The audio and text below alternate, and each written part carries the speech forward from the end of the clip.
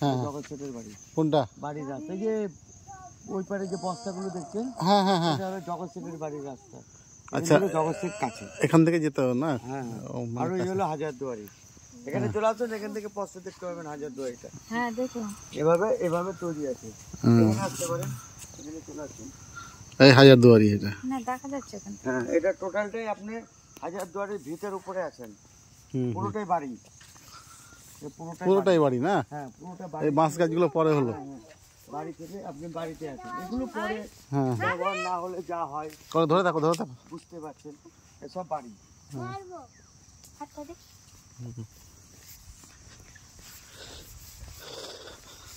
এই যে বাড়ি, ওই দেখেন ওদের ওদিকে থাক, ওই দেখেন সব হাজারদুয়ারির পিলার পড়ে আছে, পিলার, হ্যাঁ সব পিলার পড়ে আছে। এগুলো পিলার পড়ে আছে না, এগুলো পিলার।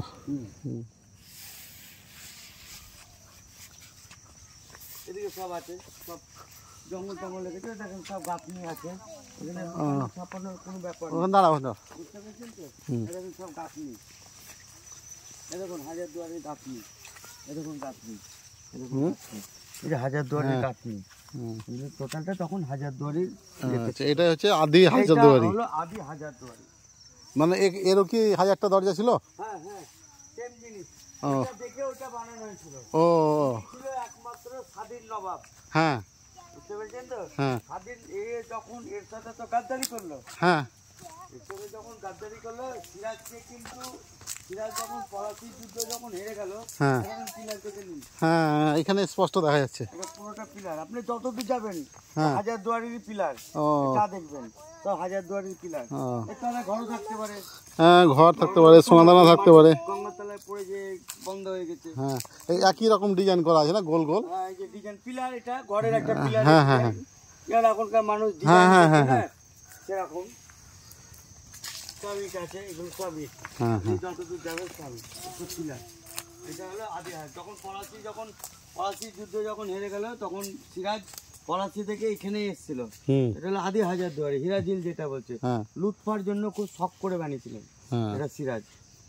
যখন উনি হেরে গিয়ে যখন এখানে পালিয়েলেন, তখন লুৎফাকে এসে বলে, খুব দুঃখ প্রকাশে, মানে দুঃখ সহকারে বলে যে লুৎফা, আমার আর রাজ্যটা থাকলো না, আমার রাজ্যটা আমার হাত থেকে হারিয়ে গেল।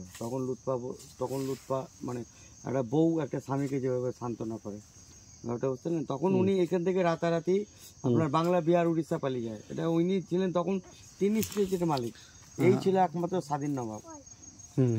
আর বাকি যারা 18টা 17টা নবাব ছিল, ওরা ইংরেজের গোলাম, ইংরেজদের গোলাম, যেভাবে বলেছে ওইভাবে ওরা কাজ করেছে, বুঝতে পেরেছেন তো? যখন এখান থেকে যখন উনি চলে যাচ্ছিলেন, তখন উনি ধরা পড়ে লালগোলায়।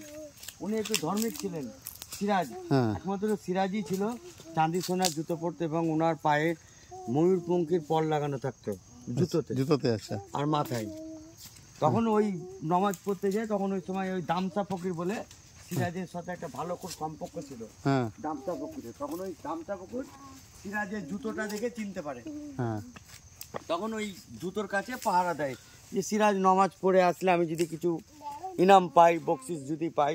কিন্তু দামচা ফকির জানতো না যে সিরাজ যুদ্ধে হেরে গেছে, সে পালিয়ে যাচ্ছে অন্য দেশে, অন্য রাজ্যে চলে যাচ্ছে। তখন ওই সময় ব্রিটিশ বলেছিল সিরাজকে যে ধরে নিয়ে আসবে, মুর্শিদাবাদের স্টেটের নবাব করা হবে। আমাদের মুর্শিদাবাদের একনাত্রীর নবাব হলো মির্জাফরের ছেলে মিরন, এক রাত্রে নবাব হয়েছিল। উনি বজ্রতে মারা যায়, বজ্রঘাত হয়, বজ্র পড়ে গায়ে, বজ্রতে মারা যায়। এবং সিরাজকে যখন ওখান থেকে ধরে নিয়ে আসে, কোথা থেকে ধরে নিয়েছিল?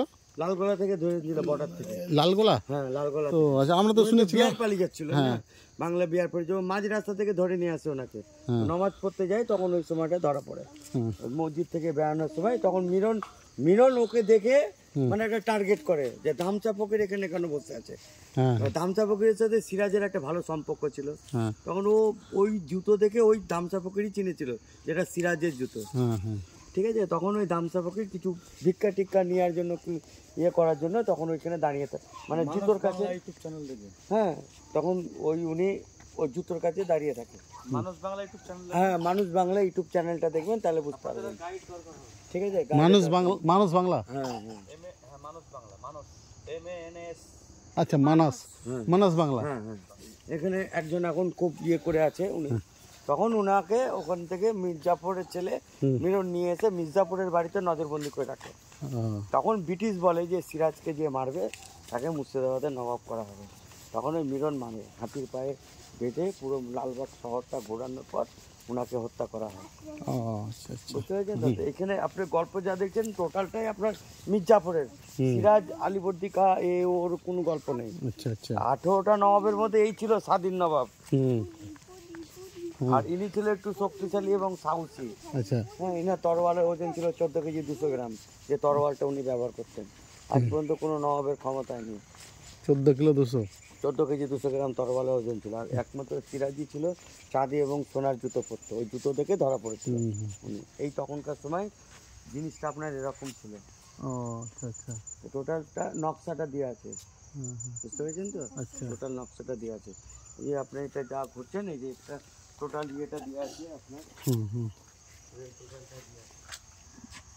হুম।